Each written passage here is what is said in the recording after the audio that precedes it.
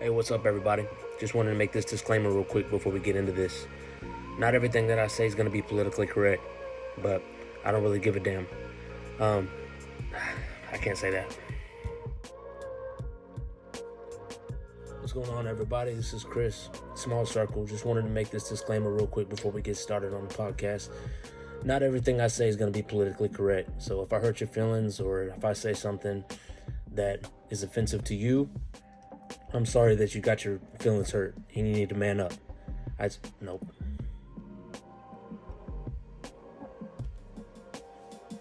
Hey, what's going on, everybody? This is Chris at Small Circle. Just wanted to make this disclaimer real quick before we get started. Everything I say on here is not always going to be politically correct. For that, I apologize in advance. I'm not here to hurt anybody's feelings or to offend anyone. With that being said, enjoy the show. Hey, what's up, everybody? It's Chris, Small Circle. Before we get into this episode, I wanted to apologize in advance. About the first 10 minutes or so, you'll hear somebody that sounds like he's chewing on ice or something like that. Well, my dog was in the room when I pressed play, and I didn't realize till a couple minutes in, and he just found a ping pong ball. So you'll find about 10 minutes or so, I reached down and I grabbed the ping pong ball and I put it in my pocket, and it sounds clear from there. So bear with us. I do apologize in advance for the first 10 minutes. I was going to edit it out, but Calvin, he's just going off, just dropping knowledge, and it's too good to cut out. So with that being said, don't let me hold you up anymore. Stay tuned, stay safe, stay solid, keep your circle small.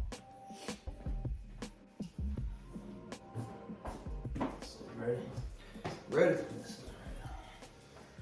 Hey, what's going on, everybody? It's Chris, Small Circle, episode 3. I have a special guest with me today, one of my good friends, Calvin Parker.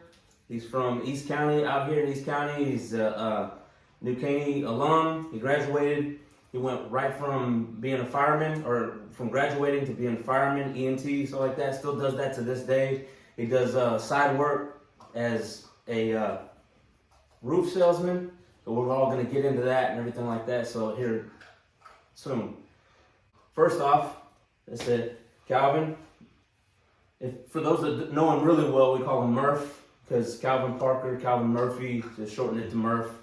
Well, I'm continuing on from last week's episode. We were talking, I had my kid on, he didn't know what he wanted to do and all this thing like that, and I mentioned one of his friends, he's going to EMT. They got a class at the high school, and he's gonna become an EMT.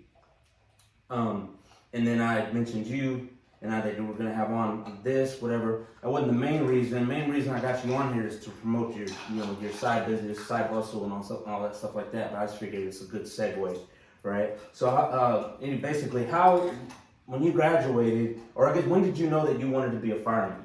Well, I kind of fell into it. We have a lot of people, not a lot of New Caney alumni that became firefighters over the years, especially around our age group. Yeah. I think it started class of 96. They started pumping them out, and then all the way through the 2000s. So Clayton Wilson had gone, and I did my 2 years at Kingwood College and ran out of money. I didn't have money to continue on, and Clayton told me that, hey, this is a good job, man. You look into it. And you can finish school with the fire department schedule. You can go back on your own, you'll have money to pay for classes, and the schedule works really good. So it sounded great. I went and did a year of fire academy at Centennial College in Pasadena. And then from there became a firefighter over at Liberty, Texas. A little small department out there. And then worked there a couple years and went to Houston.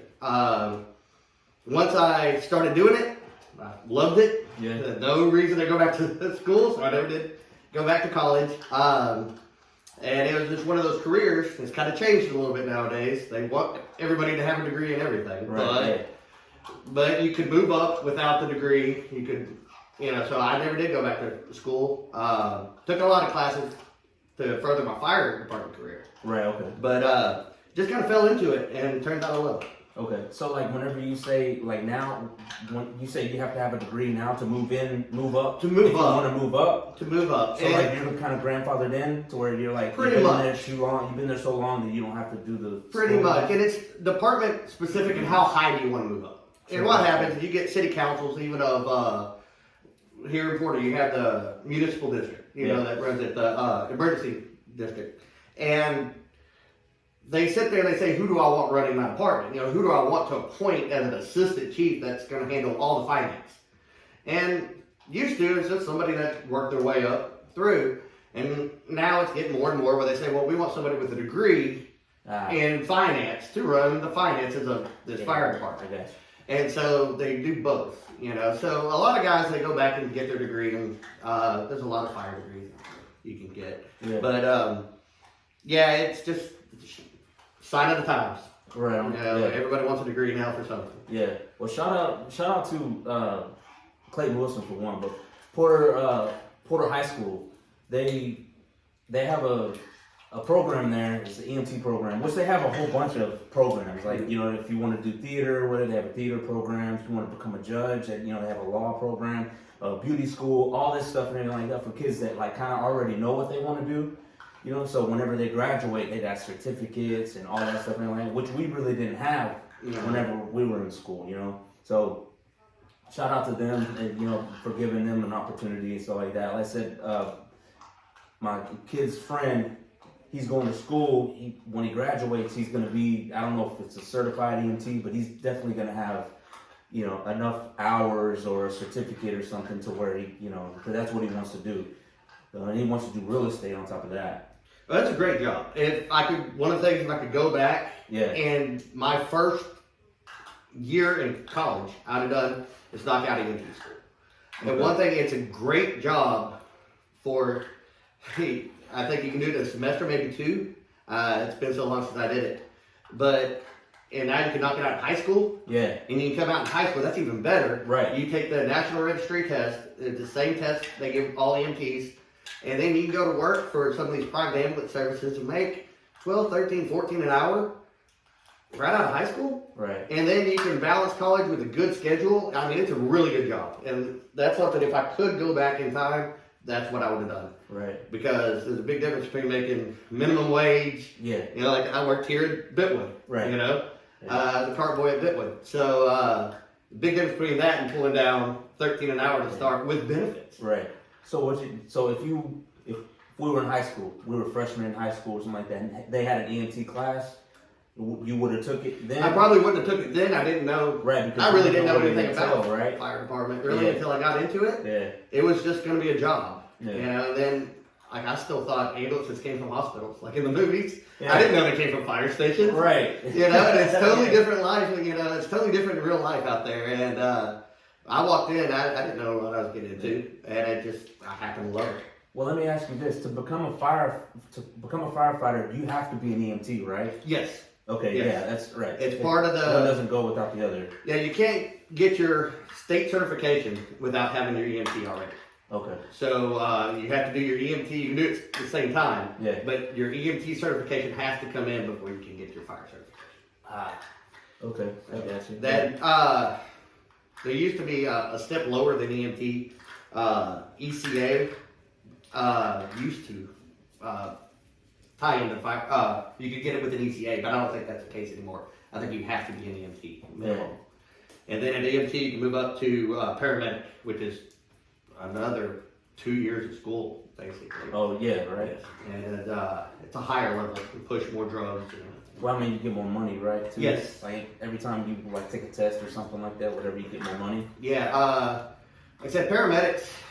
I don't want to go to cotton off numbers, but you're talking the difference maybe between 13, 14 an hour, or 20, 22 an hour. Right.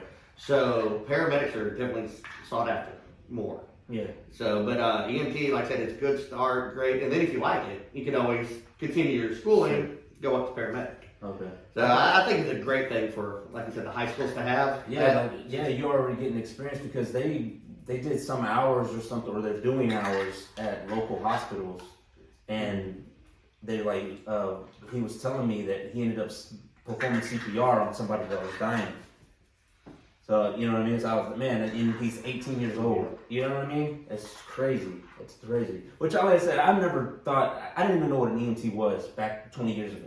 You know what I mean? And if you guys were all going in firefighters, whatever, I went a different way. I went into the service and stuff, but I never really I'm going to tell you a story. I never really had the respect. I guess I respected y'all, you know what I'm saying, but I didn't have the respect that I do now for firefighters and for EMTs. For those that don't know, we have a good friend of ours, whatever. He graduated, I think, a couple years behind us or something. His name's Cody Gurr. If you know Cody, you know what a clown he is, right? Like, I mean, you can't go anywhere without just, if you want a good laugh, you just go to Cody, right?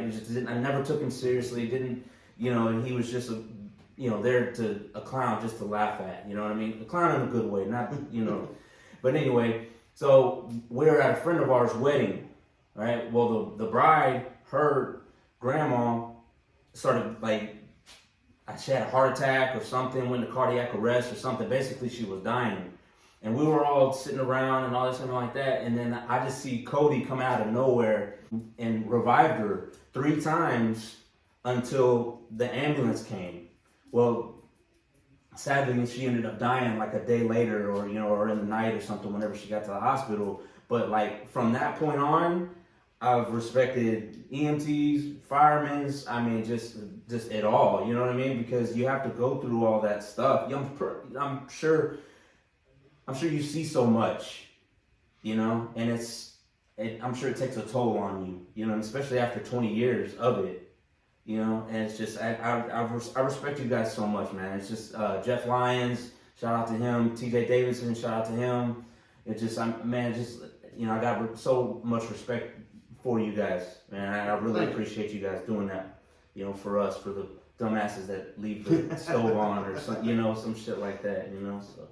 But anyway, so getting away from that, that's not your only hustle, right? You do that, 2-3 days out of the week? It's about 2 days a week. 2 days a week? Yeah, working for Houston. I work for Houston now, Houston Fire Department, and I've been there since 2004. Yeah. So the thing, if anybody's familiar with the politics of Houston, the mayors, that has 2 mayors, don't last. Right. Yeah. And so they make it known too. They make it known. Yeah. Like I said, if you listen carefully to any press conference Turner has, he will specifically leave out the fire department and any heroics, that might occur.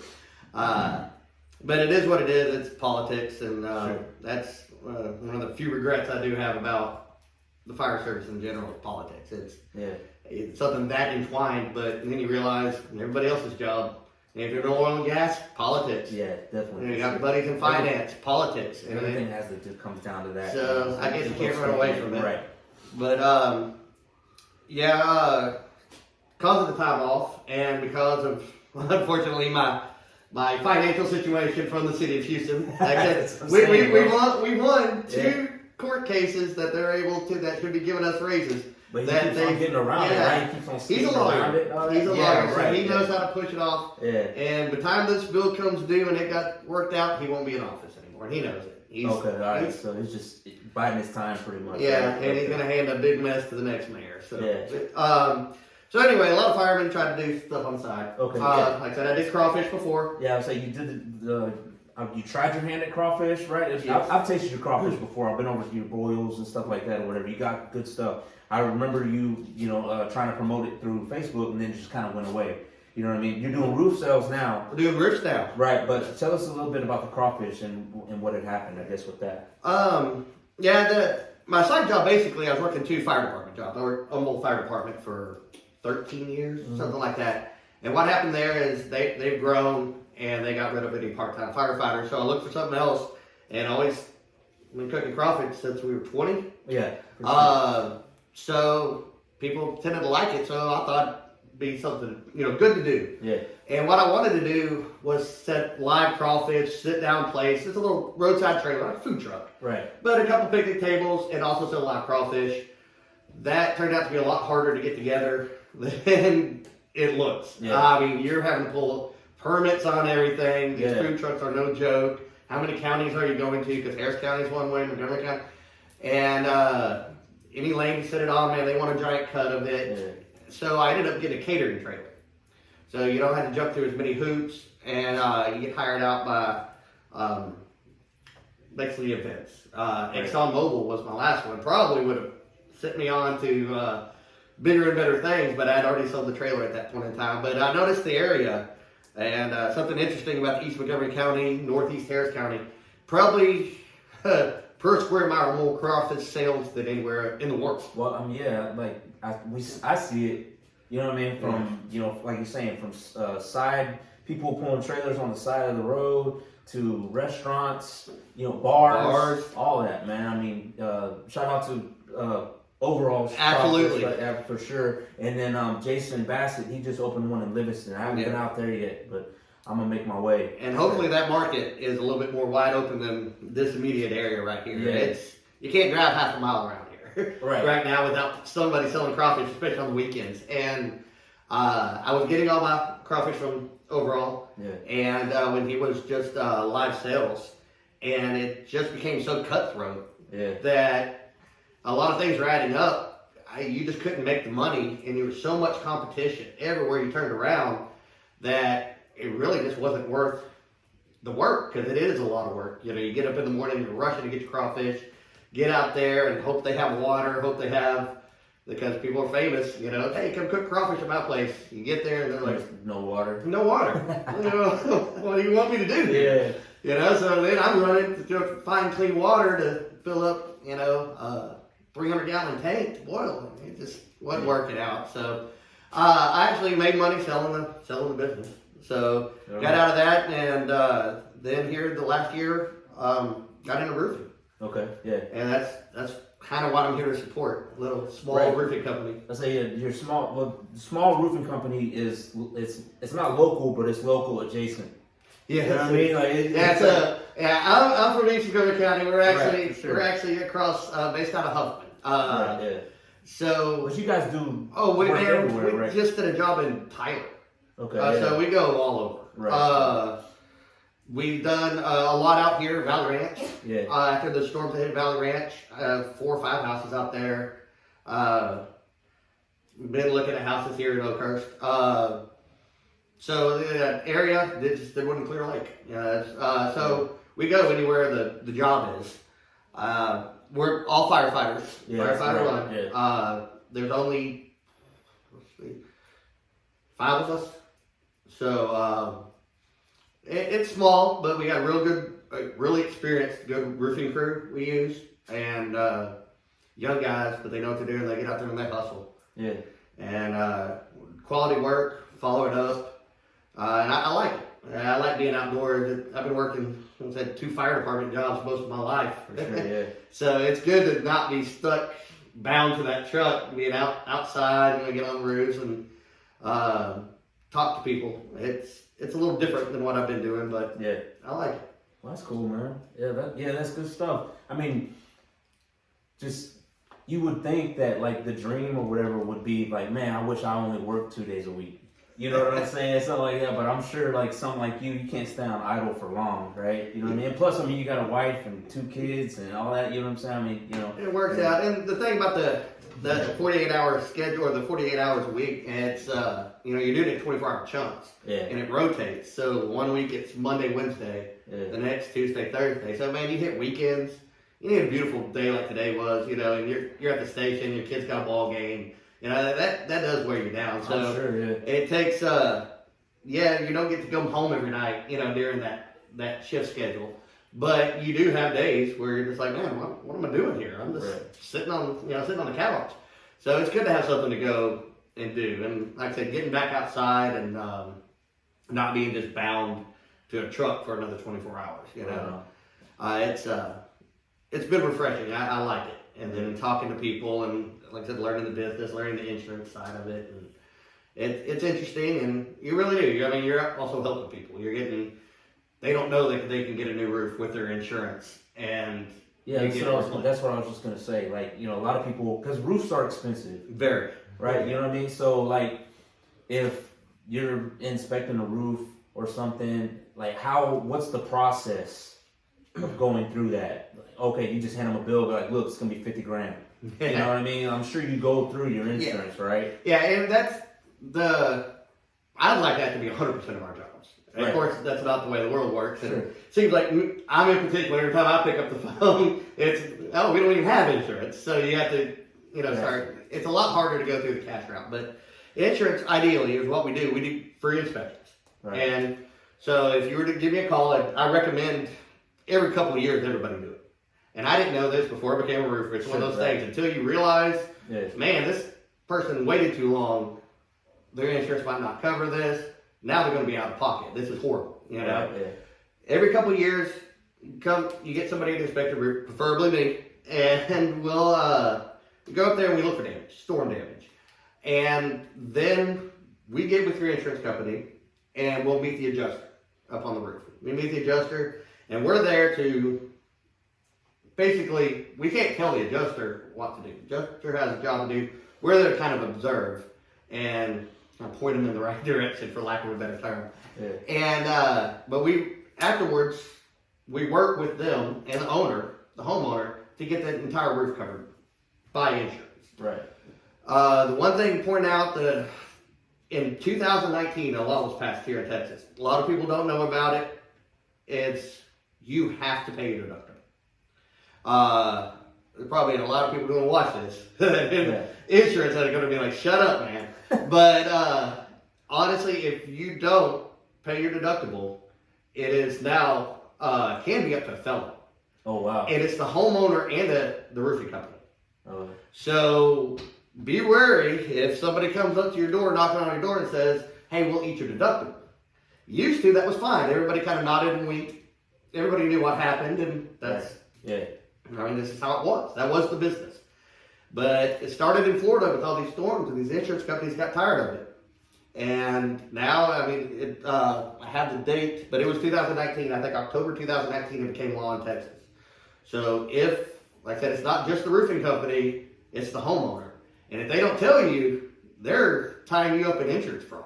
Okay. And it's not a small deal, because if they get busted 3 years later, they can come back. They can come back and get you. They can come back to every single client. Yeah. And it's something people don't want hanging over. Now, nobody wants to hear, man, I got to pay my deductible.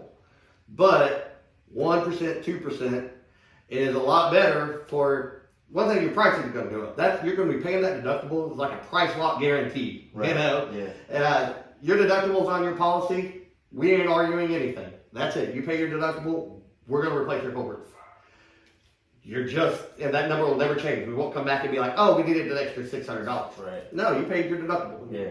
We've got everything else covered. Yeah. And then we go back and forth with the insurance company. Yeah. At anything after that. Like, oh, no, there's more decking needs to be replaced. We do.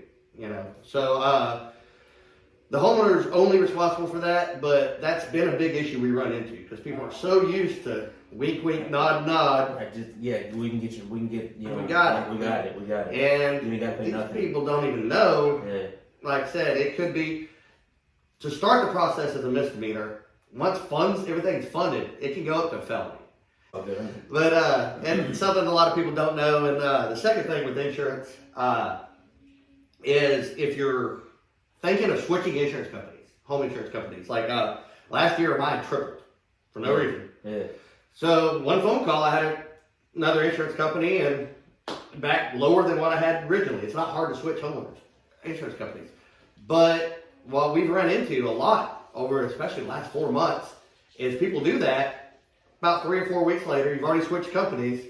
That insurance company sends out a guy.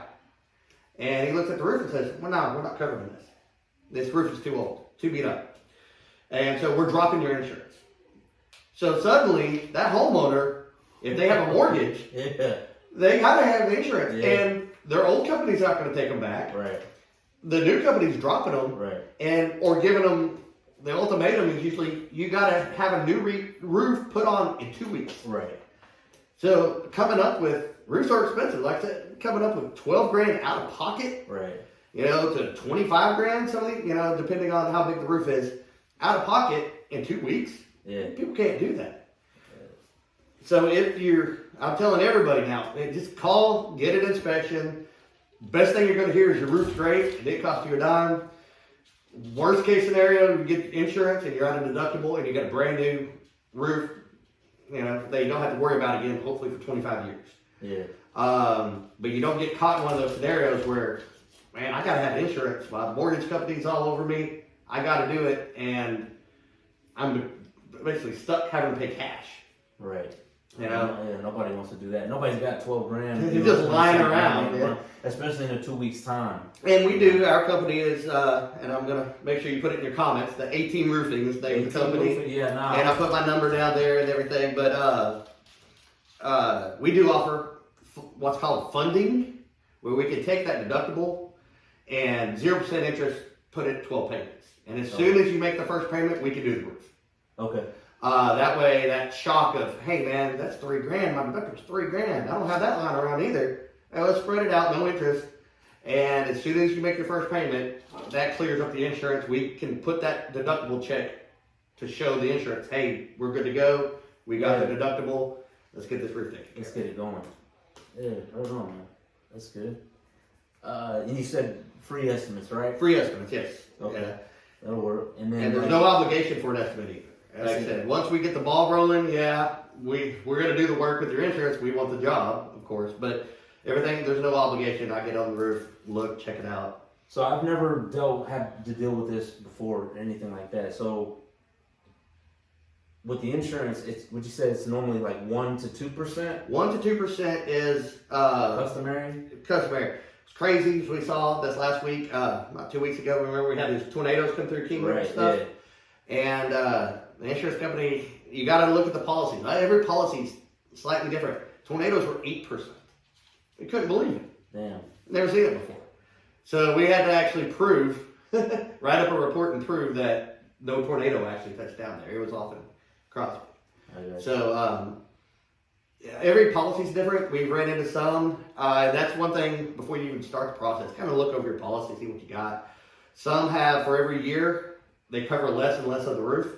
The guy right down the street, he's like, man, I'm going to have to do cash because they've gone so low now. They're only covering 45%. I take out a deductible. What am I doing? Yeah. And it's like, yeah, it's fine. We'll come back and we'll do the cash job. And we'll finance that out too. Damn, bro, I need to do that too, man. It got me thinking that I need to check my shit up. Yeah. So homeowners out there, definitely be sure, get the insurance where they start looking over it, or you can call them and ask them, tell them, give you the info if you don't want to search through it or you don't have it anymore or something like that. Get with them. The roof's important, keeps you dry, all that stuff. And it's like he's saying, it's a fortune. Yeah, and we have the weather here. I mean, we've had so many weather events over, it seemed like every 3 months. They were tornado warning or hail or, strong wind. We had this random windstorm about a month ago. All day. Right, yeah. And that tore up all kinds of roofs. It's Texas, Yeah. So chances are your roof's going to fall under one of these storm events. And I've even had people, they look through their policy and said, okay, what we're going to do is change our policy. They get it down to a 1% deductible, pay a little bit more for a year, then they call and get the roof done. So they actually put it off to a lower deductible, which isn't, if you got time, if your roof ain't leaking anywhere, if you got the time, that's smart, But me, until I started doing this, I didn't know what I don't know. What's my wind deductible? I don't know. Bro, you're dropping knowledge right now, dude. It's like, you know what I mean? But it's like you said, something that you take for granted, until something goes wrong. And then you're like, oh shit. Which, it's free estimates. You know what I'm saying? It doesn't cost you nothing to just call you up and be like, hey man, come, check out my roof. You know what I mean? So, that's cool. That's good, man. That's good. I'm glad you're doing good, man. I'm glad, that's the whole point of this whole deal. The reason why I wanted to have Calvin on the show was, for one, he was one of the first ones to reach out to me saying that he wanted to be on. So, thank you for the support on that. And two, whenever I made the announcement that I was going to start a podcast, he was one of the first ones to comment saying, hey man, I'd love to be on, whatever, promote the roofing company I work for. He's a good guy, all this, we're all firefighters, all that. I said, yeah man, I'd love to have you on. And then right after that, I had a buddy of mine text me and said, hey man, Calvin does roofing? I said, yeah, he does roofing, man. He's like, hey, well, give me his number. I'm going to have him come out. I need a quote. I said, yeah, sure. That's the whole point of the whole small circle. It's like, Calvin, I consider him in my small circle, right? Which I'm sure Calvin, he knows people that I don't, that do things and that are in his small circle that he trusts and all that stuff like that. So, it's just to give everybody a voice and so you guys can network. you know. So absolutely, and I absolutely appreciate it. Yeah. I appreciate being your third guest. I mean, with the lineup you got coming up. Oh yeah. It looks stellar. I was like, man, I'm a small fish in a very big pond. With these guys, man, you got some good lineups coming. Yeah, well, I appreciate it, man. And for those guys that don't know, I do got some big things coming. I got Matt Gray coming. He's going to be coming on in a couple weeks. I got Israel with GPS Records. They're going to come in and stuff, whatever, to talk about the music industry. I got Gabe Burnell. He runs a Movida fighting right there in Porter, where the old player, or not, well, no, old, let's see. I don't know. It's an old bar on Porter Lounge. It's right behind the Porter Lounge. He's been there for a few years. He's going to come in, talk about his boxing, and it's growing every day. Let's see. I got Jess Laywell coming for Castle Barbell right here. Talk about the hats, talk about the merch, talk about what he's got going on this year. Man, I'm super pumped about this. I want to thank everybody out there for all the support. I really do. Whenever I first started this, I just thought maybe it would be, just my wife and like a couple of friends, you know what I'm saying? So but I just wanted to give you guys a voice. This is y'all's podcast. It's our podcast. It's not just mine.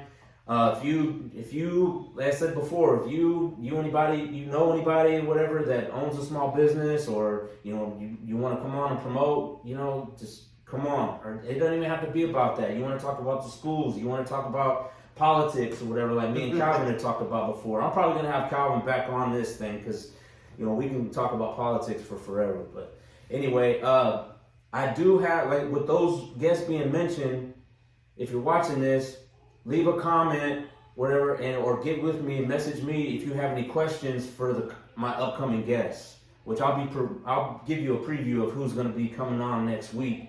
So, but whenever I do, if you guys have any questions about things, or if you have any questions about roofs, becoming a fireman, becoming an EMT, the do's and don'ts and stuff like that, please get with me after this, whatever, on the comments and all that. Yeah, I'll check out the comments, answer anything I can.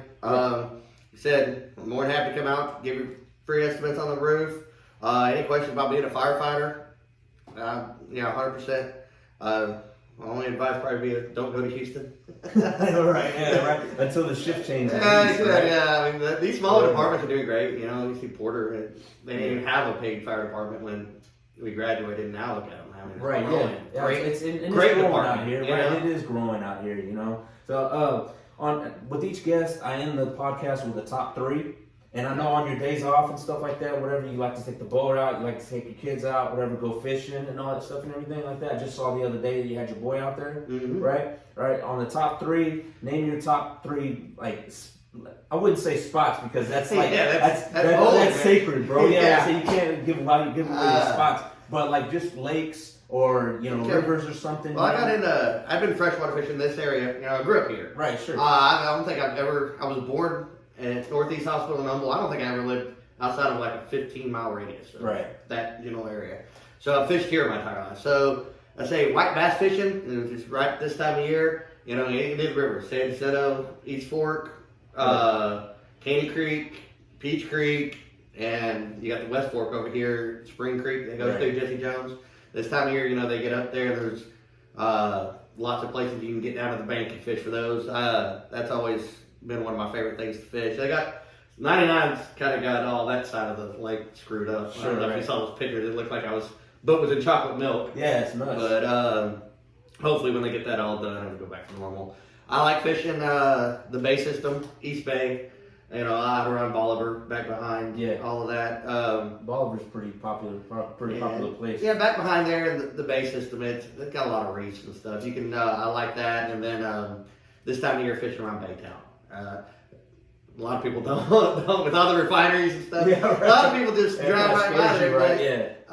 Those trout, they like to, in the wintertime, they like to kind of move up toward the rivers a little bit, and so I don't have to drive as far. That's probably more laziness than anything, but I'll go out around the Kemah area and all that, the piers out there, and I fish. But that's probably my top 3 right now without getting too specific. Right on. Cool. Hey man, well, like I said, I appreciate you being on the show. I appreciate you having me, man. It's been too long, to be honest, man. Before it kind of sucks that this had to happen for us to get together. But hey, man, I'm gonna have you out again, so inspect my roof after I fish out my insurance policy and look all through that stuff and everything. But yeah, man. But anyway, so like I was saying, my friend Calvin, I'm gonna have a one of his pictures after this. It'll have all his contact info on that stuff and everything. So if you got any questions, hit me up or hit Calvin up personally. He's a great guy. Like I said, firefighter. Like he's been a firefighter for 20 plus years, huh? Shoot. I hit 20 years. Yeah, in 2021. Yeah, I hit 20 years. We're old, bro. Yeah. But anyway, so like he's a solid dude. But with that being said, man, stay tuned this week.